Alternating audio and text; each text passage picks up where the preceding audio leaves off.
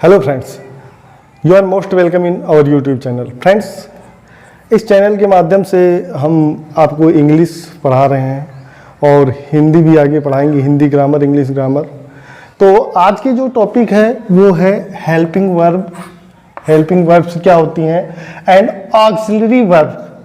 Helping verbs को ही auxiliary verb भी बोलते हैं।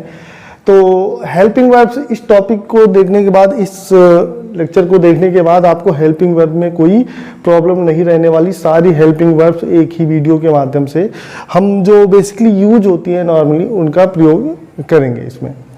तो आइए स्टार्ट करते हैं। उससे पहले हम चलते हैं जरा सब्जेक्ट्स की ओर ध्यान दे देते हैं। कुछ ये सब्जेक्ट्स हैं हमारे, और ये सब्जेक्ट्स में आप ये देख सकते हो कि फर्स्ट ऑफ ऑल जो सब्जेक्ट है वो ही, सी और इट, ये एक वचन सब्जेक्ट माने जाते हैं। कौन से? इन्हें सिंगुलर नंबर सब्जेक्ट बोला जाता है। इन्हें एक वचन होता है। यू, वी, दे, ये जो है ये प्लूरल नंबर सब्जेक्ट होते हैं, बहुवचन सब्जेक्ट होते हैं। और ये कोई नाम जो होता है ये भी बेसिकली आपको ये पता है कि कोई नाउन या प्रोनाउन सब्जेक्ट या ऑब्जेक्ट होता है किसी सेंटेंस का। तो सेम टू सेम यहाँ पर भी आप जो ये नाम है, ये नाम जो है वो सब्जेक्ट होगा या तो कोई ऑब्जेक्ट हो सकता है किसी भी सेंटेंस का। तो यहाँ पर आपने देखा कि सब्जेक्ट क्या हो सकते हैं। तो सब्जेक्ट जो है ही, सी, इट, आई, यू, वी, दे, या कोई नाम या कोई नाउन। तो यहाँ पर हम अगर ये भी लिख दें कि ये कोई नाउन या प्रोनाउन, ये सब्जेक्ट होते हैं, तब सही होगा आप करें। तो जितने भी सेंटेंस मिलेंगे आपको सब्जेक्ट जो वहां पर मिलेगा तो यही चीजें मिलेंगी। ही, सी, इट, आई, यू, वी, दे, यानी ये प्रोनाउन हो गया। और इसके अलावा जो ये नाउन है, तो प्रोनाउन के लिए भी हमने प्रोनाउन के पार्ट्स हमने बताए हैं, कौन कौन से प्रोनाउन होते हैं, टाइप्स ऑफ प्रोनाउन। तो उनकी वीडियो है, छोटी छोटी वीडियो, आप जाकर वहाँ देख सकते हैं। और यहाँ पर देखिए कि कोई नाउन मतलब कोई नाम हो गया, राहुल हो गया, या कोई कॉमन नाउन जैसे कि काऊ हो गया, ये सब चीज़ें जो है वो सब्जेक्ट होती हैं। तो सब्जेक्ट से मेन टॉपिक हमारा जो आता है वो आता है हेल्पिंग वर्ब, या जिन्हें ऑक्सिलरी वर्ब बोलते हैं। एक्चुअली अगर इंग्लिश में ट्रांसलेशन करना है, आपको इंग्लिश की ट्रांसलेशन सीखनी है, तो सबसे बड़ा रोल इन्हीं सब का होता है। ये ट्रांसलेशन का कैसे होता है? जो ये सब्जेक्ट होता है ये, और उसके बाद ये ऑब्जेक्ट जो होता है ये दोनों लगभग एक ही काम करते हैं, सेम हो सकते हैं, बट जो बीच का जो पार्ट होता है वर्ब, ठीक है। अब वर्ब के कई टाइप है। मेन वर्ब हो सकता है, मेन वर्ब हो सकता है, हेल्पिंग वर्ब हो सकता है, ऑक्सिलरी वर्ब हो सकता है, मॉडल वर्ब हो सकता है, या ट्रांजिटिव वर्ब, इंट्रांजिटिव वर्ब, जो भी है। तो ये जो मेन चीज है, अगर हम ये देखेंगे कि इसको अगर हम ये कहते हैं कि भाई ये और ये जो है, ये तो चलो ठीक है, ये आगे की अगर ये पहिए हैं और ये है, तो मेन जो इंजन है वो ये वर्ब है, यानी वर्ब ही चलाता घुमाता है। क्योंकि आपने देखा होगा किसी गाड़ी में, किसी भी यंत्र में अगर पहिए लगे, जब तक इंजन नहीं है तब तक वो स्थिर रहता है। तो सेम टू सेम जो टेंस चेंज होता है, जो टेंस चेंज करना होता है वो इसके अकॉर्डिंग होता है, वर्ब के अकॉर्डिंग। वर्ब चेंज होगा, टेंस चेंज होगा। वर्ब नहीं चेंज हुआ, टेंस नहीं चेंज हुआ। तो वर्ब का ही एक पार्ट है हेल्पिंग वर्ब, जो कि डिफरेंट प्लेसेस पे डिफरेंट हेल्पिंग वर्ब्स का प्रयोग होता है। यहाँ पर आप देखिए जैसे सब्जेक्ट हुआ, ये वर्ब हुआ, ये ऑब्जेक्ट हुआ, ये तीनों चीजें अलग अलग आपको दिख रही हैं। ये तो कोई नाउन या प्रोनाउन हो सकता है, ये भी कोई नाउन या प्रोनाउन हो सकता है, लेकिन ये हमेशा जो है ये चेंज होता रहता है, वो टेंस के अकॉर्डिंग चेंज होता रहता है। तो अभी आपने जब ये चीज देख लिया है, तो आइए देखते हैं कि जो ये वर्ब होता है इसमें हेल्पिंग वर्ब का प्रयोग कैसे होता है। चलिए ठीक है। तो सबसे पहले आपने यहाँ पर देखा ये एक वर्ड लिखा हुआ बी, और बी मीन्स होता है होना, बी। लेकिन बी से जो हेल्पिंग वर्ब निकल करके आती हैं वो इज, आर, एम, यानी प्रेजेंट के लिए होता है। इसका मतलब चाहे आप ये कह ले है, हूं और हो कह लो, या वाज वर्ब था और ये थी कह लो। तो इज, आर, एम, है, हूं, हो के लिए होता है, वाज वर्ब था, थी, थे के लिए होता है। अब इनका भी प्रयोग दो कंडीशन में होता है। एक एक्शन वर्ब्स के साथ में और एक नॉन एक्शन वर्ब्स के साथ में। अब action verb non action verbs आपको पता है, जहाँ पर कोई कार्य हो रहा है, एक्शन एक्टिविटी हो रही है, तो वहाँ पर जो है ये प्रयोग होते हैं। जैसे कि टेंस में प्रयोग होता है, ही इज गोइंग, इज के साथ में गोइंग आया, इन फॉर्म जहाँ पर आता है। लेकिन कहीं पर जो है एक्शन नहीं होती, जैसे राम एक अच्छा लड़का है, Ram is a good boy. Okay, तो वो आगे हम चलेंगे, बात करेंगे। तो इनका प्रयोग यही होता है, लेकिन इज आर एम का प्रयोग है, हूँ, हो के लिए होता है, और वाज वर का प्रयोग था या थी के लिए होता है। अब ये देखिए, इज आर एम के साथ में बीइंग या ये इसके साथ में वाज और वर ये भी आता है, तो इनके साथ में ये सेम बीइंग का प्रयोग होता है। तो ये बीइंग का प्रयोग होता है पैसिव वॉइस में। फ्रेंड्स, पैसिव वॉइस में प्रयोग होता है। पैसिव वॉइस में कैसे प्रयोग होता है? जैसे कि कोई कार्य जो है सब्जेक्ट के द्वारा ना होकर के पैसिव ऑब्जेक्ट के द्वारा करवाया जाता है। जैसे I am being read, okay, मुझसे पढ़वाया जाता है। और अगर यहाँ पे हम आगे लिख सकते हैं बाय यू, मतलब तुम्हारे द्वारा, आपके द्वारा मुझसे पढ़वाया जाता है बुक। तो यहाँ पर देखिए जो एम है, एम के साथ में बीइंग का प्रयोग हुआ है। Same to same is are am being के साथ में अगर बीइंग का प्रयोग होता है कहीं पर, तो वो पैसिव वॉइस में, और पैसिव वॉइस का मतलब है कि वर्ब की थर्ड फॉर्म कंटिन्यू रहेगी, वर्ब की थर्ड फॉर्म लगेगी पैसिव वॉइस में। तो बी का जो ये पार्ट है, is are am was were, और इसके साथ में is are am plus being या वाज वर प्लस बीइंग, तो बीइंग जहां पर आएगा वहां पर पैसिव वॉइस यानी वर्ब की थर्ड फॉर्म का प्रयोग होगा, पैसिव में होगा, ऑब्जेक्ट जो है वो हमारा सब्जेक्ट होगा। ये बात करते हैं कि इज आर एम, तो इसके दो टॉपिक है, एक्शन और नॉन एक्शन, हम आगे पढ़ेंगे। पहले सब्जेक्ट की बात कर लेते हैं, लेकिन इनका जो बेसिकली मीनिंग है वो है इज आर एम का है, हूँ, हो, वाज वर का था, थी या थे, ये चीजें। सेम टू सेम यहाँ पर भी अर्थ वही निकलेगा, सिर्फ ये बीइंग लगेगा यानी पैसिव वॉइस में हो जाएगा। फिर ये अगला आता है हैव, और हैव जो है वो प्लूरल नंबर सब्जेक्ट होती है। आपको ये पता होनी चाहिए सभी क्रियाएं, सभी वर्ब जो है वो प्लूरल नंबर होती हैं, तो उनको सिंगुलर नंबर बनाने के लिए एस या ई एस अकॉर्डिंगली या कुछ चेंजेस होते हैं। सेम टू सेम यहाँ पर ये प्लूरल नंबर है, सिंगुलर नंबर बनाने के लिए एस लगाया गया है, और ये प्लूरल नंबर ऑलरेडी है, और ये जो है वो पास्ट टेंस के लिए प्रयोग हुआ, परफेक्ट के लिए।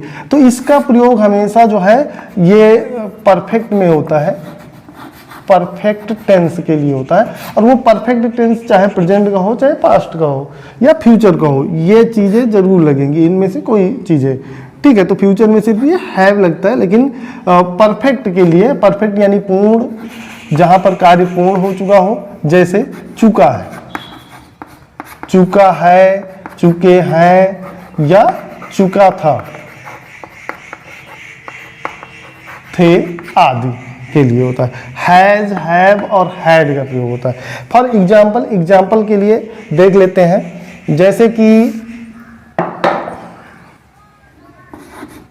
वे घर जा चुके हैं।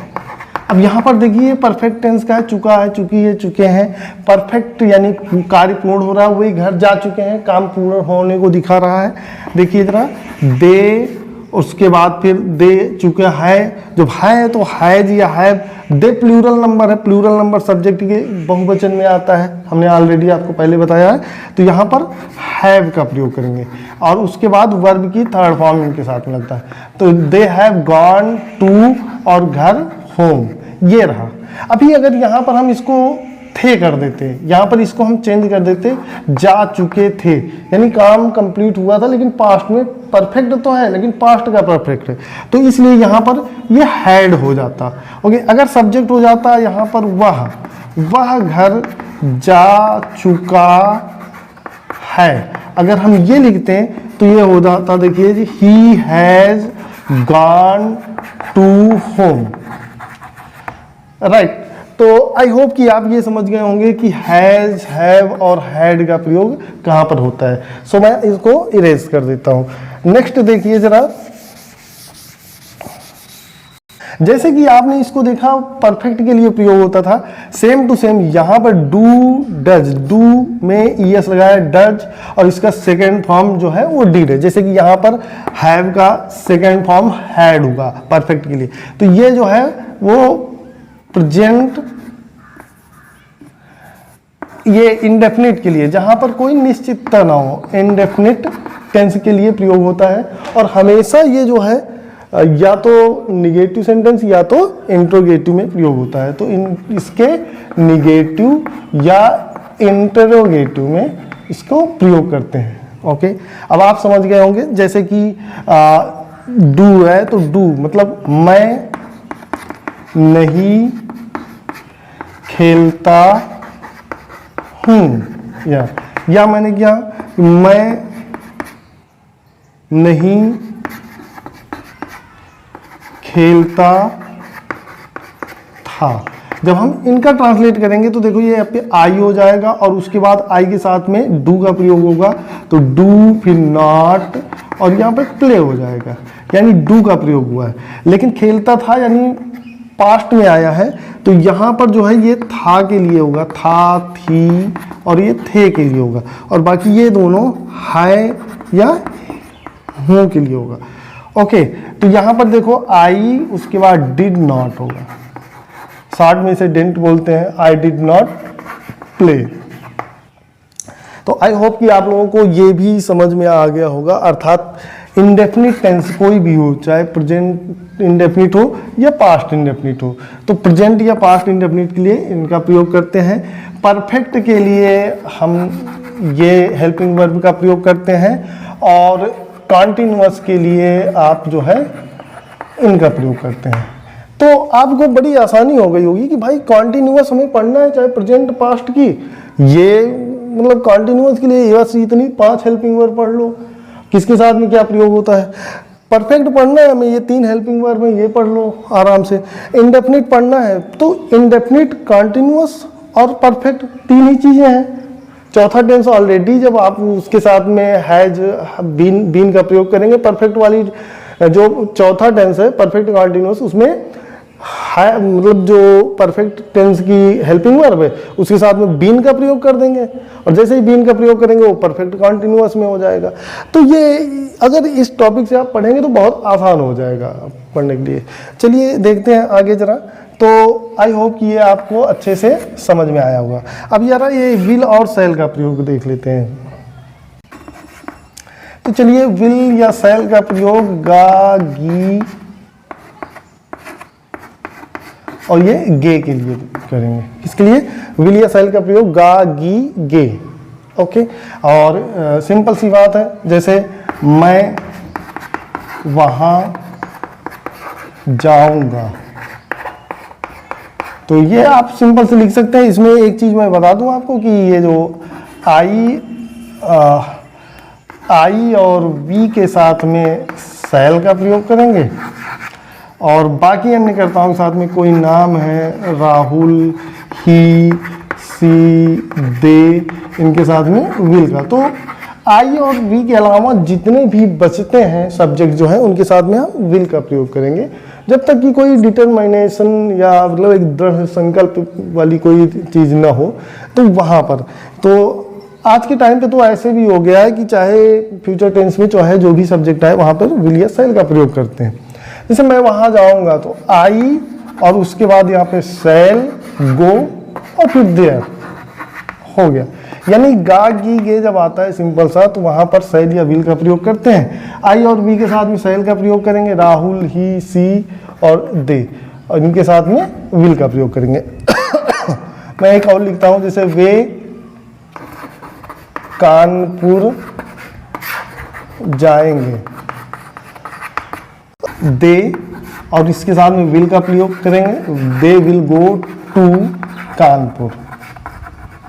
ओके, तो आई होप कि आपको विल और शैल का प्रयोग हो गया होगा। जब आपने विल और शैल को जान लिया तो उसके बाद फिर आइए जानते हैं जरा विल बी या शैल बी को।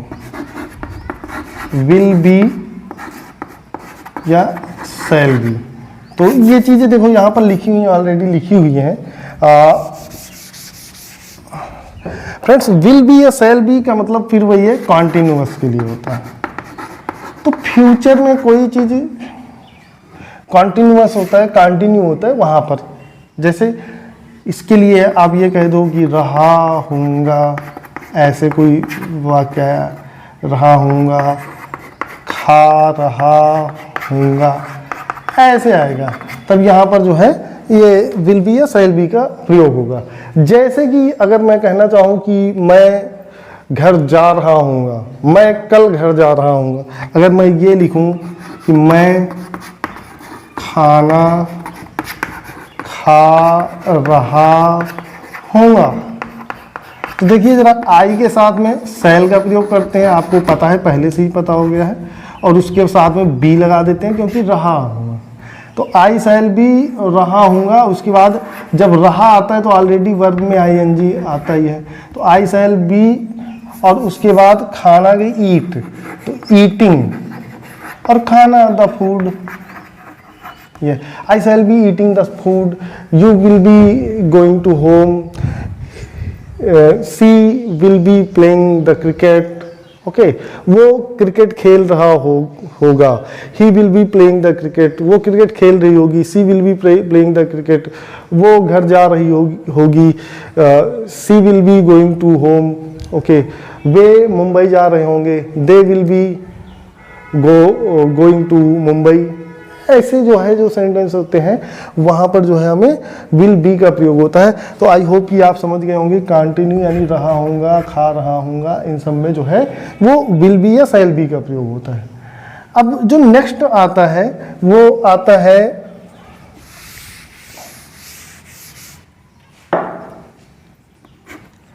विल हैव या शैल हैव, ओके।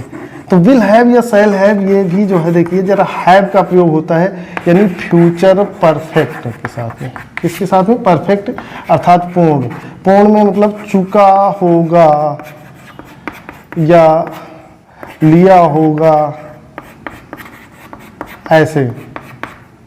जैसे विल हैव या शैल हैव, ओके। तो मैं अगर कहूँ कि मैं घर जा चुका हूँगा, इसी सेंटेंस को हम, एक ही सेंटेंस को अगर हम बार बार चेंज करते हैं तो ये देखिए विल हैव या शैल हैव, तो आई के साथ में शैल, और यहाँ पर ध्यान देना कि हैज नहीं है, दोनों के साथ में हैव का प्रयोग करें। आई शैल हैव, और उसके बाद गॉन टू होम, इसके साथ में जा चुका हूँगा। तो रही यहाँ पर बात यहाँ तक कि विल हैव के लिए भी वैसे कि वे अंग्रेजी लिख चुके होंगे, अगर ये बात होगी तो फिर हम यहाँ पर लिखेंगे, देखो they had, they will have written English, ये वे अंग्रेजी लिख चुके होंगे, they will have written English. तो फ्रेंड्स आपने देख लिया कि जो विल हैव है या शैल हैव है, ये फ्यूचर परफेक्ट यानी काम जब पूर्ण होता है, चुका होगा, लिखा होगा, इन सब के लिए प्रयोग होता है। आगे जो बच्चे हैं शुड एंड मस्ट का और शुड बी या मस्ट बी का हम प्रयोग देखेंगे, और बाकी बची हुई चीज़ों को फिर हम नेक्स्ट टाइम देखेंगे। तो चलिए शुड और मस्ट भी देख लेते हैं हम इसी के साथ में। मैं आपको फिर से बता दूं कि टेंस के लिए जो जरूरी जो है हेल्पिंग वर्ब थी अकॉर्डिंग टू टेंस, वो इतने ही हैं टेंस के लिए। बी यानी इज, आर, एम, वाज, वर या बीइंग, हैव, डू, और फिर या विल या शैल, यहाँ तक देखिए विल हैव या शैल है, विल बी या शैल बी। क्लियर? आगे जो हम देखेंगे, अगर हमारे पास दो चीज़ें हमने और ऐड की है, इसके अलावा भी और हेल्पिंग वर्ब होती हैं, तो मॉडल वर्ब जिन्हें बोलते हैं, तो अगर वो है तो जैसे शुड, मस्ट, शुड बी या मस्ट बी का प्रयोग करते हैं।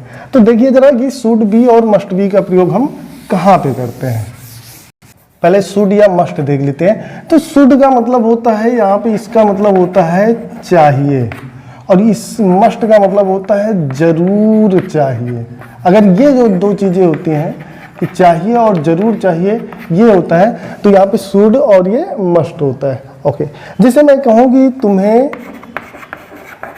पढ़ना चाहिए, मैंने सिर्फ इतना बोला कि तुम्हें पढ़ना चाहिए, तो ये आपने बोला यू शुड स्टडी। तुम्हें खेलना चाहिए,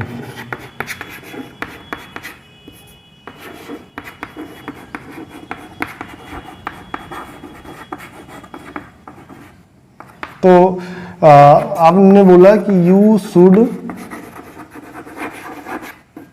प्ले। लेकिन अगर इसी में हम एक और कि तुम्हें पढ़ना चाहिए, हम इसको लिख देते हैं कि तुम्हें जरूर या अवश्य